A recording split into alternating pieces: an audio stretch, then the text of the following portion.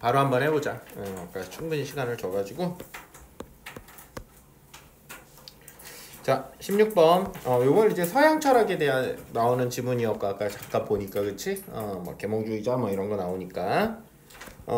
그러면 가장 적절한 거 한번 찾아보라고 그랬고, 전체적으로 이제 선지만, 그 선지를 꼼꼼히 읽어보라는 게 아니라, 대략적으로 보니까 아마도 전개 방식 물어보는 것 같아. 그래서 그런 거 나오면 좀 체크해 놓으면 좋을 것 같고, 적절하지 않은 거 찾아보라고 그랬으니까 기억은 신화는 이미 계몽이었다고, 니은은 계몽은 다시 신화로 돌아간다 이렇게 되어 있네. 자, 18번 적절하지 않은 것. A가 어떤 거야? 위에 올라가서 얼른 찾아보면 동일성 사고라는 거고, 뭔지 잘 모르겠어. 이따 읽어보면서 파악해야 될 것 같아. 이 글과 보기를 이해한 내용으로 적절하지 않은 것 찾아보라고 그랬고, 국민 모두가 잘 사는 국가를 절대적 가치로 지향하는 A 국가에서는 국민들의 삶에 대한 만족감을 조사하기 위해 소득을 기준으로 5단계의 평가 척도를 만들었다라고 되어 있네. 그 정도까지만 읽고 그냥 넘어가면 좋을 것 같아. 그래서 모두가 잘 사는 나라 이런 것들을 지향한대. 자, 한번 보자.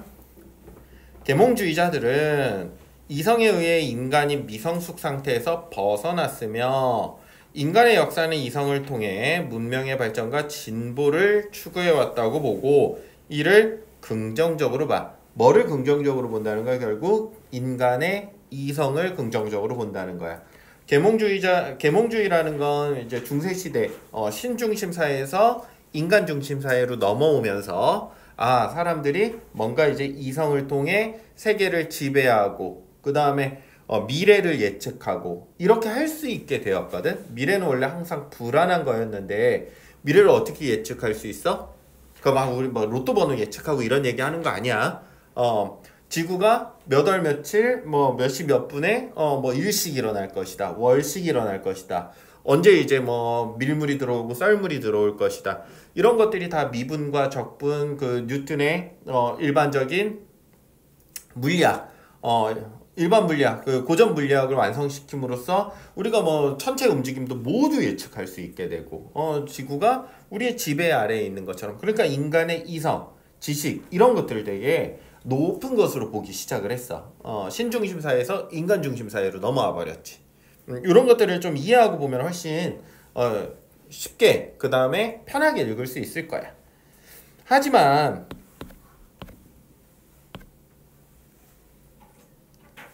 아도르노 사람 이름 나왔네. 철학에서 사람 이름 나오면 여러 명 나올 가능성이 항상 크거든. 한 명만 나오는 경우도 있지만 여러 명 나와서 비교 분석하는 경우가 많으니까 이름 체크해 놓자고. 이러한 인간의 역사가 자연에 대한 지배의 역사로 규정했어. 나아가 인류가 전체주의의 폭력과 같은 야만 상태에 빠지게 되었다고 비판했어. 그래서 이런 것 때문에 우리가 그냥 자연은 우리가 예상하고 계획하고 계산해가지고 다 그냥 처리할 수 있는 거니까 인간이 그냥 자연을 마구 소비하고 자연을 인간의 지배에 놓여 있는 것처럼 인간을 더 우등한 것처럼 이제 보게 됐다는 거거든. 계몽주의자들이 신화를 비이성적인 것으로 계몽을 이성적으로 규정하는 이분법적 인식에 대해 새로운 관점을 제시한다. 다시 말해서 신화에도 이성적인 면이 있고 계몽에도 비이성적인 면이 있다는 것이다. 너희들 신화 뭔지 알지 다? 그리스 로마 신화 읽어서 알지? 거기에도 뭐가 있다라는 거야. 아도르노는 이성이 있다는 거야. 근데 계몽주의자들은 거기에 이성이 없어. 다 허황된 이야기일 뿐이야. 이렇게 본다는 거지. 먼저 그는 자연과 인간이 분리되는 과정에 주목하면 신화는 이미 계몽이었다라고 선언한다. 그에 따르면 이게 이제 도대체 무슨 말인지를 찾아가 봐야지. 그러면 원래 인간은 자연과 분리되지 않고 뒤엉켜 있는 상태였으며 누구에 따르면 아도르노에 따르면 하나였어. 인간에게 천둥 번개와 같은 자연은 미지의 대상이자 공포의 대상이었어. 그는 그치? 천둥 번개를 예전에 과학이 있기 전에는 뭐야? 신의 분노, 뭐 토르 이런 걸로 이제 이해를 했었는데 과학이 발전한 다음에는 뭐 구름 속에서 생기는 뭐 전류의 무슨 어떤 행태 뭐 이런 식으로 이제 해석해 버린단 말이지. 그는 인간이 이러한 공포에서 벗어나기 위해 신화를 만들어냈으며 이게 천둥의 신이 뭘 하는구나. 신화에는 신화적인 힘, 예언 등과 같은 운명적 필연성으로부터 탈출하려는 인간의 노력이 나타나고 있다고 생각했어. 누가? 아도르노가. 그러니까 지식은 부족하지만 그런 것들을 탈출하기 위해서 어쨌든 노력의 결과가 뭐야? 신화라는 거야. 어렵지 않지 여기까지. 그렇기 때문에 뭐라고 보는 거야? 신화는 이미 계몽이었어. 인간이 내가 갖춘 운명을 탈출하기 위해서 만든 게 신화 같은 거기 때문에. 그는 신화에 나타난 이러한 노력을 계몽주의자들이 말하는 이성으로 보았기 때문에 이러한 노력이라는 게 뭐야? 이러한 노력이 바로 위에 나와 있지. 요거지. 운명적 필연성으로부터 탈출하려는 거. 그러니까 인간이 신의 지배를 탈출하려는 거지. 운명은 신이 내리는 거니까. 이게 이미 이성이었다는 거지. 또한 아도르노는 인간이 자연을 지배하는 과정에 주목하며 계몽은 다시 신화로 돌아간다라고 말했어. 이것도 무슨 뜻인지 한번 쭉 살펴보자고. 아도르노는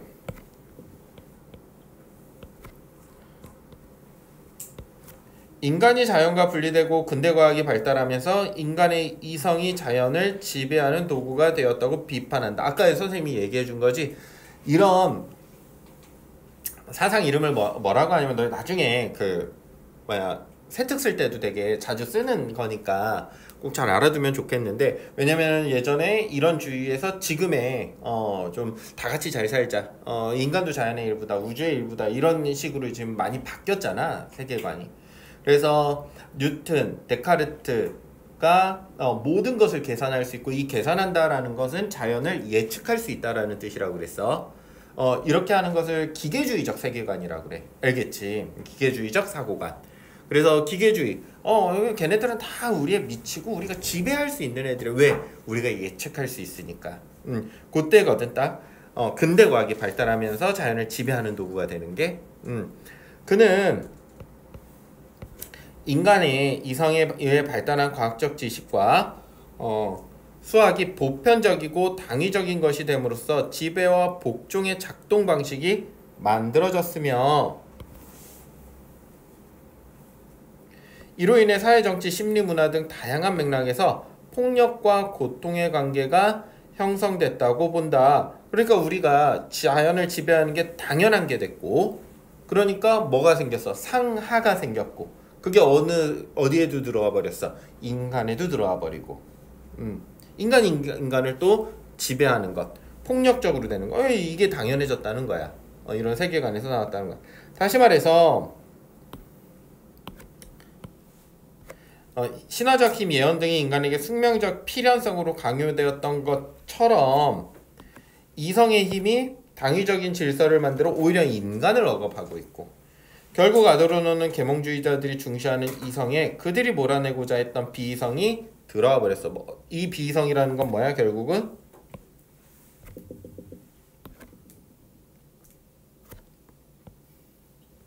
이런 거지. 그치?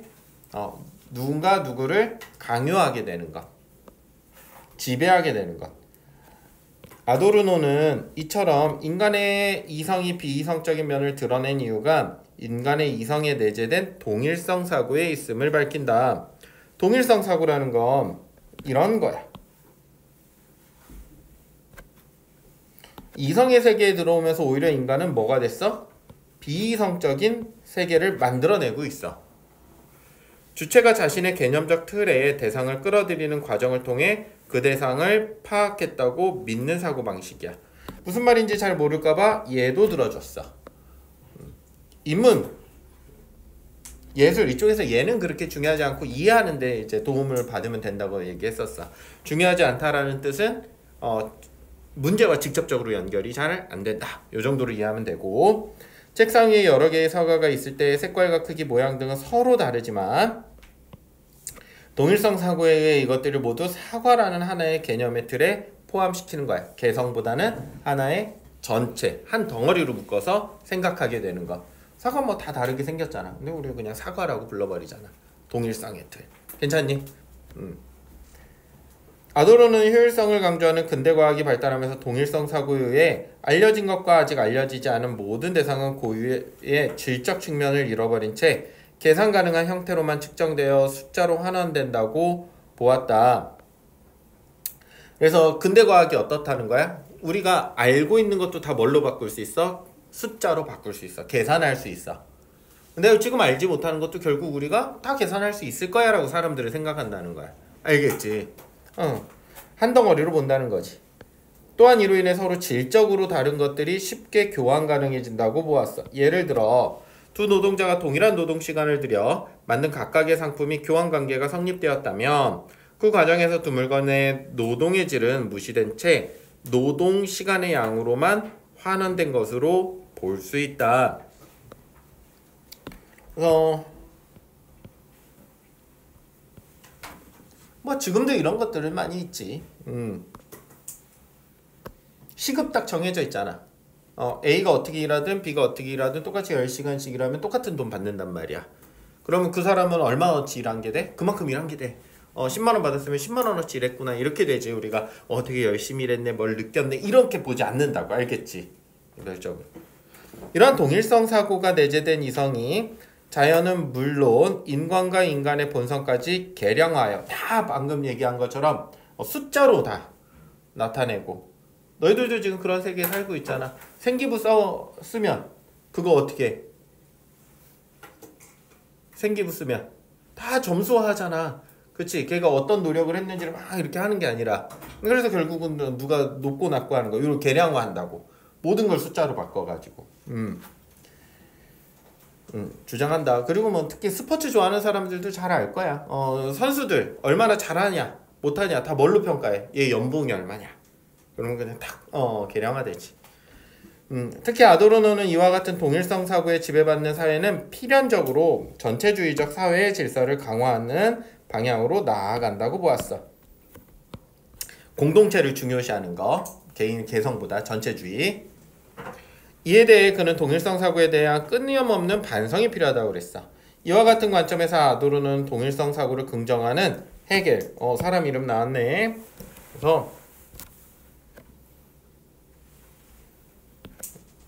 이게 차이점이 되겠지. 누구랑 누구? 헤겔과 아도르노의 차이네. 사유 방식을 제안한다. 아도르노는 헤겔의 동일성 철학의 핵심 개념인 보편자와 특수자. 그래서 이거는 헤겔에 대한 설명이야 지금. 를 각각 동일성과 비동일성으로 보았어. 다시 말해서 동일성 사고에 의해 대상을 끌어들이는 주체를 동일성으로, 끌어들임을 당하는 대상을 비동일성으로 본 것이다. 헤겔의 동일성 철학자에서 특수자는 보편자의 개념적 틀에서 벗어나 있는 대상을 의미하는데, 그래서 특수자는 이런 거구나. 헤겔은 보편자가 자신의 개념으로 특수자를 동일화시켜 파악하며 이러한 과정을 반복함으로써 인간의 역사가 보다 발전된 방향으로 나아갈 수 있다고 주장했어. 나와 다른 사람을 특수자라고 보는 거야. 알겠지? 그런데 이런 보편적인, 그러니까 모두가 가지고 있는 생각 안에 특수자를 어떻게 우리 쪽으로 끌어들여 동일화시켜 파악해. 쟤도 우리랑 똑같겠지. 이렇게 하면서 뭐해? 인간의 역사가 발전될 수 있었다고 본대. 헤겔의 주장이야 그냥. 그렇대. 하지만 아도르노는 이런 동일성 철학으로 인해 뭐가 파괴된다? 쟤도 우리랑 똑같겠지. 이렇게 생각하면 안 된다는 게 아도르노잖아 지금. 독자성이 파괴된다. 아도르노는 특수자, 즉 비동일성을 진정으로 파악한다는 것은 비동일성이 가지고 있는 차이를 인정하는 것이라고 말한다. 다시 말해 동일성 사고에 의해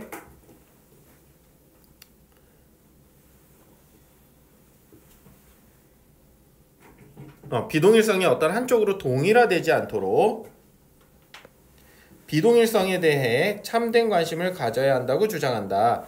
이것이 바로 아도르노가 강조하는 비동일성 철학이다. 그러니까 이 특수자는 특수자대로, 다시 말해서 비동일성을 가진 사람은 비동일성을 가진 사람대로 그렇게 분리해서 생각해야 돼. 그는 이러한 비동일성 철학의 논리를 예술에 담을 수 있다고 봤어. 그래서 아도르노는 진정한 예술의 모습은 동일성 사고로 인해 고정된 질서와 이러한 질서에 대한 친숙함에서 벗어나야 된다라고 말해. 이러한 예술을 접한 사람들로 하여금 동일성 사고가 지닌 억압을 자각할 수 있게 하기 때문이야. 결국 아도르노에게 진정한 예술은 동일성 사고의 논리에 지배받고 있는 자신을 반성하도록 하는 예술이다. 누군가가 다르다라고 느낄 수 있게 만드는 것이 바로 예술이다라고 하고 있네. 이 정도 난이도면 상당히 어려운 난이도야 실제로. 알겠지? 그러니까 좀 틀렸다라고 해서 혹은 답을 잘 못 찾았다라고 해서 너무 걱정하지 않아도 돼. 16번 한번 보자. 설명으로 가장 적절한 것 찾아보라고 그랬네. 지금 시간이 좀 많이 지나가지고 조금 지나기 시작해가지고 많이 지나진 않았어. 우리 답만 좀 한번 체크를 해보자. 나머지는 다 한번 찾아보거나 찾을 수 없으면 찾을 수 없음이라고 적어놔야 돼. 16번 대비되는 두 개념을 통해 비동일성 철학이 추구하는 바를 밝히고 있다라고 되어 있어. 그래서 요 부분에 나와 있지.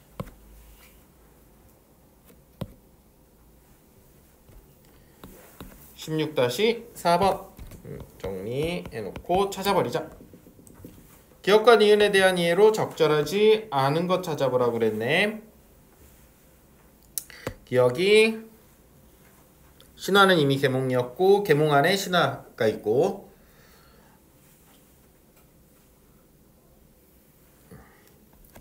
답 3번이지.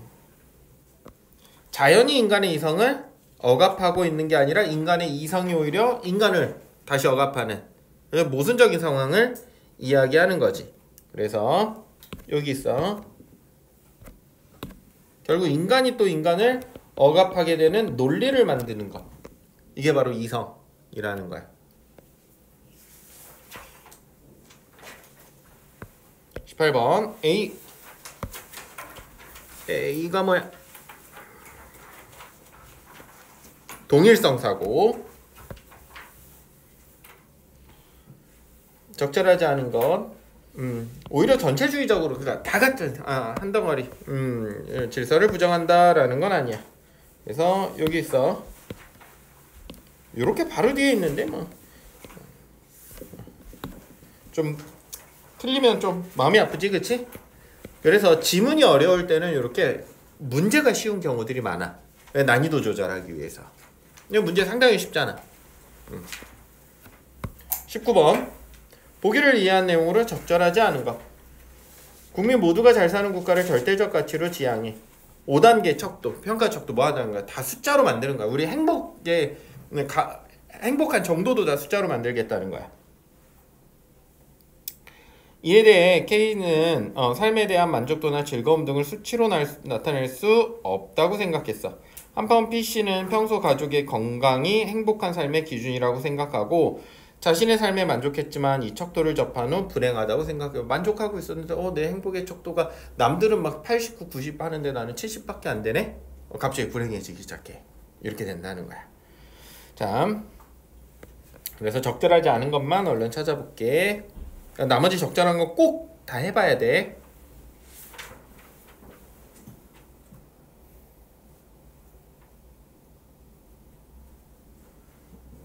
답 4번이지. K씨는 자신의 기준으로 A국가를 끌어들이는 주체가 아니라 국가가 누구를 끌어들여봤어? K씨, 그치? 그래서 표준화 시켜버렸고 답은 4번이 되겠네.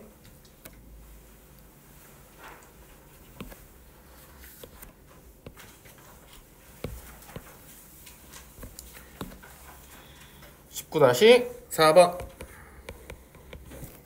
20번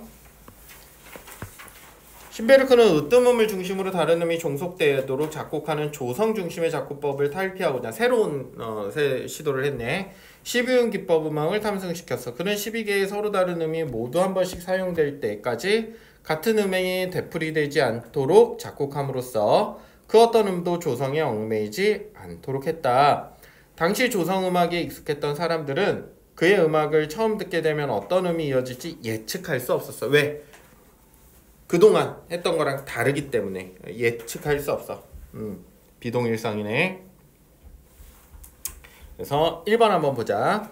조성 중심 작곡법을 사용해 억압을 자각하게 함으로 진정한 예술의 모습이라고 본다. 답 1번이네.